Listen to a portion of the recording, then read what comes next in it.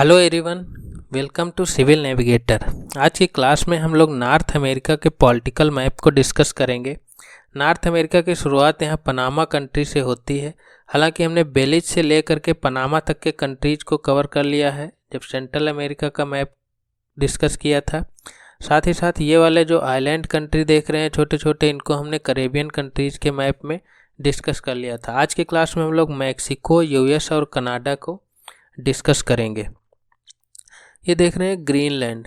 Greenland geographically तो north America का ही part है, हालांकि ये आता है डेनमार्क के अंतर्गत। इसका जो एडमिनिस्ट्रेटिव और पॉलिटिकल कंट्रोल है वो डेनमार्क के अंतर्गत आता है, जो कि यूरोप में है। तो पॉलिटिकल और एडमिनिस्ट्रेटिवली ये जो है यूरोप में है, हालांकि ज्योग्राफिकली ये नॉर्थ अमेरिकन कंटिनेंट में पड़ता है। तो इसको भी हम लोग साथ ही साथ डिस्कस कर लेंगे। कनाडा, इसकी कैपिटल ओटावा है और यूएसए की कैपिटल है वाशिंगटन डीसी। मैक्सिको की कैपिटल मैक्सिको सिटी ही है।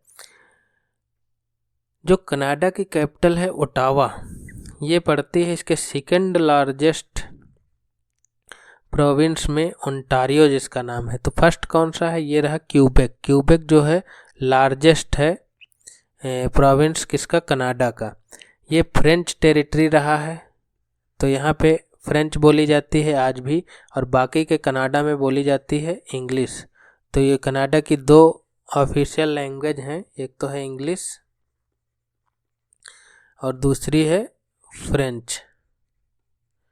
पंजाबी जो है वो ऑफिशियल लैंग्वेज नहीं है, हालांकि बहुत बड़े स्तर पे इधर देखेंगे ब्रिटिश कोलंबिया और अल्बर्टा जो है वहाँ पे बोली जाती है, और ओंटारियो में भी बोली जाती है बहुत बड़े स्तर पे। हालांकि जो है अभी भी ये ऑफिशियल लैंग्वेज नहीं है पंजाबी कनाडा की।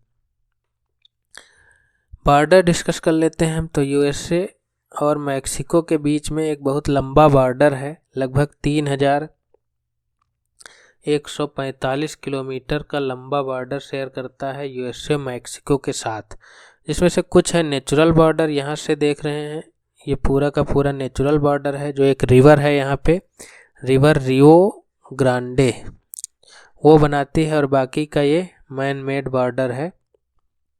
तो हम लोग देखते हैं कौन सी रिवर है। ये रही रिवर रियो ग्रांडे। ये कोलोराडो प्लेटू से निकलती है, कुछ दूर तो यूएसए में फ्लो करती है। यहाँ से शुरू होता है यूएसए का टेक्सास स्टेट। तो टेक्सास स्टेट और मैक्सिको के बीच में, या यूएसए और मैक्सिको के बीच में नेचुरल बॉर्डर बनाती हुई जा करके गिर जाती है कहाँ? गल्फ ऑफ मैक्सिको में। इसकी एक इम्पॉर्टेंट ट्राइब्यूटरी है पेकोस रिवर। इसकी विड्थ लगभग 100 मीटर के करीब है, बहुत चौड़ी रिवर है, 100 मीटर चौड़ी रिवर है, बहुत इंपॉर्टेंट रिवर भी है, नेचुरल बॉर्डर बनाती है। साथ ही साथ इस रिवर को रिवर ऑफ कल्चरल डिवाइड भी बोला जाता है। ऐसा क्यों बोला जाता है? क्योंकि बहुत बड़ा कल्चरल डिफरेंस मिलेगा इस रिवर को क्रॉस करते ही। इधर स्पेनिश बोली जाती है और इधर जो है इंग्लिश बोली जाती है। इसके नीचे भी चाहे सेंट्रल अमेरिका देख लें या साउथ अमेरिका, मेनली स्पेनिश ही बोली जाती है कुछ कंट्रीज़ को छोड़ करके। तो ये बहुत बड़े स्तर पे कल्चरली अलग करती है यूएसए को मैक्सिको से, तो इसीलिए इसको cultural river of cultural divide भी बोला जाता है। दूसरा जो है ये वाला पोर्शन, ये रहा।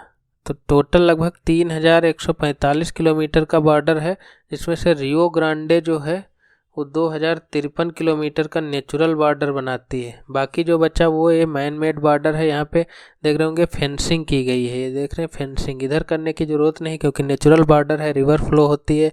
हालांकि जहाँ जहाँ से कुछ क्रॉस करने के पॉइंट हैं वहाँ पे फेंसिंग कर रखी है। ये फेंसिंग करी क्यों है? क्योंकि इलीगल इमिग्रेंट्स आते हैं और यूएसए में इलीगली इंटर कर जाते हैं मैक्सिको से, तो उन्हीं को रोकने के लिए यहाँ पे की गई है फेंसिंग।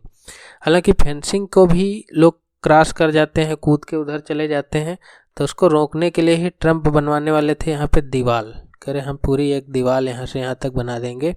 फेंसिंग तो है ही है पहले से, उसके पीछे भी दीवार बन जाएगी तो जाना इम्पॉसिबल हो जाएगा, यूएसए में इंटर करना इलीगली इम्पॉसिबल हो जाएगा। और जहाँ जहाँ और वीक पॉइंट थे वहाँ भी दीवार बनवाने की बात की थी ट्रंप ने। लगभग 1600 किलोमीटर हो जाती टोटल दीवार। तो ये थी ट्रंप की दीवार। एक क्वेश्चन पूछा गया कि कौन सी रिवर है जो यूएसए और मैक्सिको के बॉर्डर बनाती है, situated along the border between the USA and Mexico. Option थे रियो ग्रांडे, अमेजन, मिसिसिपी और कोलोराडो। यूपीपीएससी 2023 में पूछा गया था, तो इसका आंसर क्या होगा, रियो ग्रांडे रिवर। यूएसए की बात करें तो यूएसए की कैपिटल है वाशिंगटन डीसी।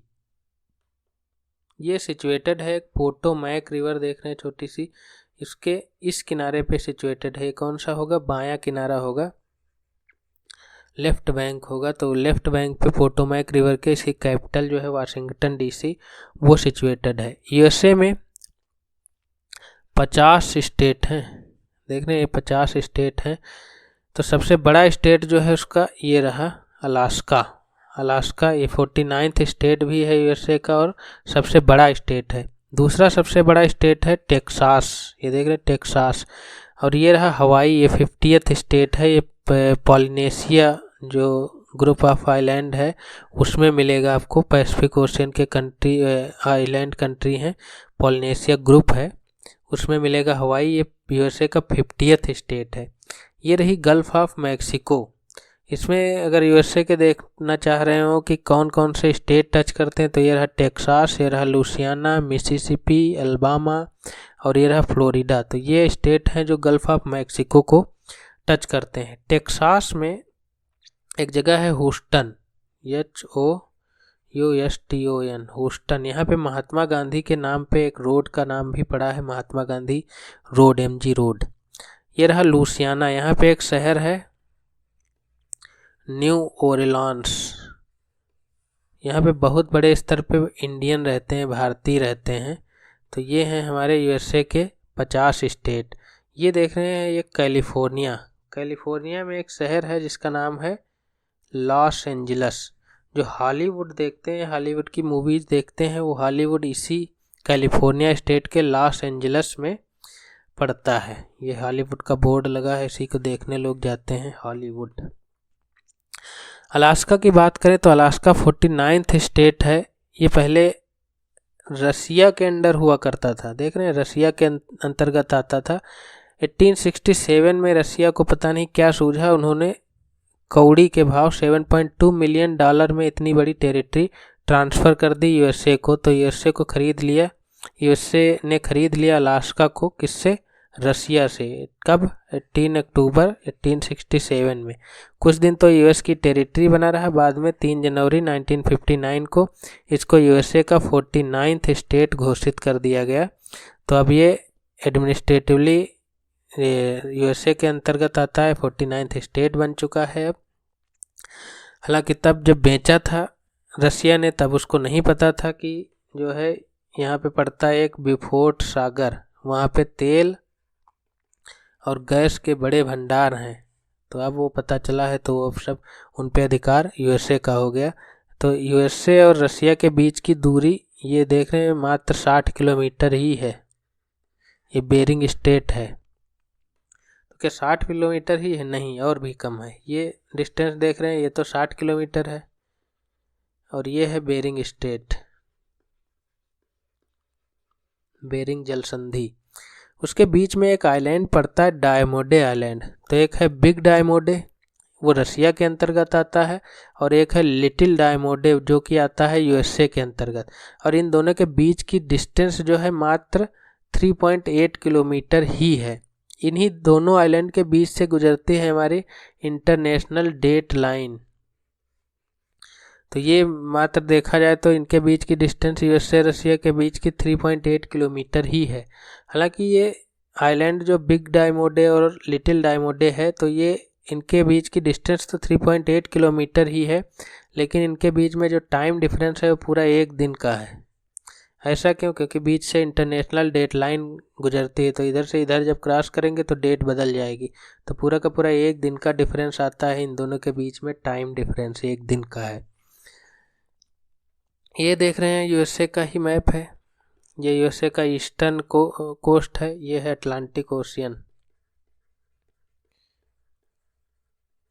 उसके किनारे वैसी हैं छोटी छोटी कॉलोनीज, इनको बोला जाता है ओरिजिनल कॉलोनीज। तो वर्जीनिया सबसे पहले थी, क्यों? क्योंकि इधर से जो ब्रिटिशर्स थे वो आकर के इधर इस किनारे पे आकर के अपनी कॉलोनीज बसाया करते थे। सबसे पहले वर्जीनिया को बसाया, तो ये फर्स्ट कॉलोनी थी। तो 13th कॉलोनीज टोटल बसाई गई थी यूरोपियंस के द्वारा यूएसए में।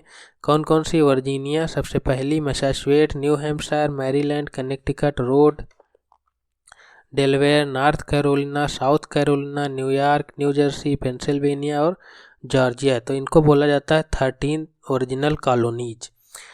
यूएसए का मैप अगर देखेंगे तो हमने जो पीछे बातें डिस्कस की है तो वो सब कुछ इसके मैप में दिखती हैं। जैसे कि ये स्टार्स देख रहे हैं, ये 50 स्टार हैं, ये रिप्रेजेंट करते हैं यूएसए के 50 स्टेट को। साथ ही ये स्ट्राइप्स देख रहे होंगे, 1 2 लोग टोटल जो है 13 स्ट्राइप हैं। तो ये क्या रिप्रेजेंट करते हैं? जो हमने अभी देखी 13 ओरिजिनल कॉलोनीज जो हैं उनको रिप्रेजेंट करता है ये फ्लैग। तो ये था यूएसए का फ्लैग। बात करते हैं कनाडा की। तो अभी हमने देखा था कि कनाडा की जो सेकंड लार्जेस्ट प्रोविंस है ओंटारियो, उसमें ही है कैपिटल कनाडा की ओटावा। हालांकि ओंटारियो की कैपिटल टोरंटो है। क्यूबेक सबसे बड़ा प्रोविंस है यहाँ का। वैनकूवर सुना होगा नाम, तो वैनकूवर जो है ब्रिटिश कोलंबिया प्रोविंस है, उसमें स्थित है वैनकूवर। ये देख रहे हैं नूनावत। नूनावत जो है यहाँ पाए जाते हैं इस्किमो। इस्किमो जो है 2 तरह के होते हैं, एक तो इनको बोलते हैं इनुइट और एक होता है यूपिक। देखा होगा आपने, वो रेंडियर को पालते हैं या युगलू बर्फ़ के जो घर बनाते हैं, तो वो सब उनको एस्किमोज ही बोला जाता है। इसी परमाफ्रॉस्ट रीजन में पाए जाते हैं। रसिया में भी, साइबेरिया में पाए जाते हैं और कनाडा में पाए जाते हैं। तो कुछ को बोलते हैं इनुइट और कुछ को बोलते हैं यूपिक। किनको इनुइट बोला जाता है? जो कनाडा और ग्रीनलैंड इसमें पाए जाते हैं, उनको इनुइट बोला जाता है। अलास्का और साइबेरिया रसिया का, उसमें जो पाए जाते हैं उनको यूपिक बोला जाता है। तो ये जो रीजन देख रहे हैं ये अलास्का होगा। अलास्का पहले रसिया का ही था, तो यहाँ के रहने वाले जो एस्किमो हैं इनको यूपिक बोला जाता है। तो मेनली रसिया के ही हैं, क्योंकि अलास्का पहले कभी रसिया का ही पार्ट था। तो ये रहा नूनावत। ये देख रहे हैं ग्रीन लाइन, इसको बोला जाता है ट्री लाइन। इसके इधर जो है मेनली परमाफ्रॉस्ट है। देख रहे कंटिन्यूस परमाफ्रॉस्ट, कभी पिघलता ही नहीं। तो इधर जो है ट्री लाइन इसको बोला जाता है, क्योंकि इसके इधर जाने पे ट्री नहीं मिलेंगे। इधर तो ट्री मिलेंगे, कॉनिफेरस फॉरेस्ट मिलेंगे, और इधर जो है ट्री लेस होता है, तो इसीलिए इसको ट्री लाइन बोला जाता है। कनाडा की ये है, कनाडा में ट्री लाइन वो यहाँ से भी गुजरती है। तो ये है कनाडा की ट्री लाइन। कौन कौन से 10 प्रोविंस हैं? ये रहे 10 प्रोविंस, आप लोग देख लीजिएगा, ज़्यादा काम के तो है नहीं। कोस्ट लाइन की बात करें तो कनाडा के पास दुनिया की सबसे बड़ी कोस्ट लाइन है, लॉन्गेस्ट कोस्ट लाइन है कनाडा के पास। उसके बाद नंबर आता है नॉर्वे का, तीसरा नंबर है इंडोनेशिया का। कम से कम 3 तो आपको याद ही रखने हैं। एक देखने वाली बात है कि रसिया इतना बड़ा कंट्री, विश्व का सबसे बड़ा कंट्री, उसके पास नॉर्वे से भी कम, नॉर्वे की लगभग आधी, देख रहे हैं, नॉर्वे की आधी कोस्ट लाइन है। नॉर्वे के पास रसिया की डबल कोस्ट लाइन है। ऐसा क्यों है? इसको अगर आप मैप ध्यान से देखेंगे तब आप समझ पाएंगे कि क्यों है नॉर्वे के पास रसिया से ज़्यादा कोस्ट लाइन, हालांकि रसिया की डबल कोस्ट लाइन। इसको हम लोग डिस्कस करेंगे जब यूरोप का मैप करेंगे, तब तक आप मैप देख के इसको समझने की कोशिश कीजिएगा। तो कम से कम 3 याद रखने हैं आपको। लॉन्गेस्ट कोस्ट लाइन में रसिया तक याद रख लो, कनाडा, नॉर्वे, इंडोनेशिया और जो है उसके बाद ग्रीनलैंड और रसिया। कनाडा यूएसए बॉर्डर की बात करें तो बहुत इम्पॉर्टेंट बॉर्डर है, दुनिया में सबसे लंबा बॉर्डर है। लॉन्गेस्ट बॉर्डर अगर कोई दो कंट्री शेयर करते हैं तो वो कनाडा और यूएसए ही हैं। लगभग 8,891 किलोमीटर का बॉर्डर शेयर करते हैं दोनों कंट्रीज। कुछ इधर देख रहे हैं अलास्का वाला रीजन है, और एक ये जो पूरा का पूरा बॉर्डर शेयर करते हैं, ये लगभग 141 डिग्री वेस्ट लॉन्गिट्यूड के सहारे है। और ये जो देख रहे हैं ये 49 डिग्री पैरेलल बोला जाता है, क्योंकि ये 49 डिग्री नॉर्थ लेटीट्यूड है, नॉर्थ लेटीट्यूड, तो उसी के सहारे बटा हुआ है। हालांकि पूरा 49 डिग्री लेटीट्यूड के सहारे नहीं है, यहाँ से शुरू होता है ग्रेट लेक रीजन यूएसए का, तो उसके मध्य से होके सुपीरियर लेक, फिर तुम्हारी हुरान, इरी, ओंटारियो, इन लेक के बीच से होता हुआ बढ़ता है। ये मिशिगन लेक को मिस कर देता है, मिशिगन लेक इंटायरली यूएसए में है, वो कनाडा में नहीं है। ऐसा क्यों किया गया, सीधे 49 डिग्री के सहारे क्यों नहीं बांट दिया गया, तो ये देखते हैं।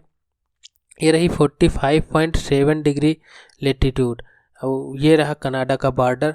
तो कनाडा की जो 45.7 डिग्री लेटीट्यूड के नीचे पॉपुलेशन है, वो कनाडा की 50% पॉपुलेशन रहती है। सोचो अगर 49 डिग्री सहारे बांट दिया जाता तो कनाडा के पास पॉपुलेशन ही नहीं बचती। 49 डिग्री सहारे अगर अलग कर दो इसको, तो 72% पॉपुलेशन इसी के नीचे रहती है। इस ग्रेट लेक वाले रीजन में ही मेनली पॉपुलेशन पाई जाती है कनाडा की। तो अगर इसी के सहारे बांट दिया जाता तो जो करंट पॉपुलेशन है उसकी सिर्फ 28% पॉपुलेशन ही रह जाती कनाडा के पास, क्योंकि ऊपर मेनली परमाफ्रॉस्ट है, ट्री लाइन भी हमने देखी अभी, तो इसीलिए जो है मेनली निचले इलाके में ही कनाडा की मेन पॉपुलेशन रहती है। कहाँ कहाँ कंसंट्रेशन मिलेगा, ये रहा वैनकूवर, इधर टोरंटो, ओटावा और मॉन्ट्रियल में मेनली पॉपुलेशन का कंसंट्रेशन मिलेगा आपको। तो ये रही 49 डिग्री पैरेलल, यहाँ से सुपीरियर लेक से इसको लेक के बीच से होते हुए डिवाइड होता है बॉर्डर। मॉन्ट्रियल की अगर बात करें, ये रहा मॉन्ट्रियल। मॉन्ट्रियल इम्पॉर्टेंट है मॉन्ट्रियल प्रोटोकॉल के लिए। मॉन्ट्रियल प्रोटोकॉल कब हुआ था, 1987 में हुआ था। किसके लिए था, ओजोन डिप्लीटिंग सब्सटेंस को रोकने के लिए। हमारे जो स्ट्रेटोस्फेयर है उसमें ओजोन लेयर पाई जाती है, तो ये ओजोन डिप्लीटिंग सब्सटेंस जो है इसको ख़त्म करते हैं, डिप्लीट करते हैं, तो उसी को रोकने के लिए ही मॉन्ट्रियल प्रोटोकॉल हुआ था। तो यही है मॉन्ट्रियल, यहीं पे हुआ था, तो इसी के नाम पे पड़ा उसका नाम मॉन्ट्रियल प्रोटोकॉल, 1987 में हुआ था। मॉन्ट्रियल जो है एक रिवराइन आइलैंड है, देख रहे हैं इधर ही सेंट लॉरेंस रिवर बहती है इसके, और इधर से भी बहती है, तो एक आइलैंड टाइप का बन जाता है रिवर में। तो ये रिवराइन आइलैंड है। इंडिया के पास भी एक रिवराइन आइलैंड है जो विश्व का सबसे बड़ा है, नाम क्या है, माजुली, ब्रह्मपुत्रा रिवर में, असम में स्थित है, विश्व का सबसे बड़ा रिवराइन आइलैंड। ग्रीनलैंड की बात करें तो ये देख रहे हैं कनाडा से अलग होता है, ये रही डेविस स्ट्रेट, ये है बैफिन बे, और यहाँ पे नारेस स्ट्रेट, तो इसके सहारे अलग होता है कनाडा से ग्रीनलैंड। ग्रीनलैंड में देखें तो ग्रीनलैंड को कालालित नुनात भी बोला जाता है, जो यहाँ की लोकल लैंग्वेज है उसमें कालालित नुनात बोला जाता है। कालालित का मतलब होता है ग्रीनलैंडर। इसकी जो कैपिटल है उसको बोला जाता है न्यूक, ये रही कैपिटल। पहले इसका नाम हुआ करता था कोटथाप, जो बदल के न्यूक कर दिया गया। अब इसकी कैपिटल है ग्रीनलैंड की न्यूक।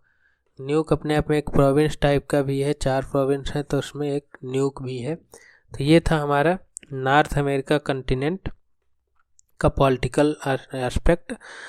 अगर आप इस क्लास की पीपीटी डाउनलोड करना चाहते हैं तो हमारा टेलीग्राम चैनल है सिविल नेविगेटर, वहाँ से उसको फॉलो करके आप इसकी पीपीटी डाउनलोड कर सकते हैं। Thank you very much.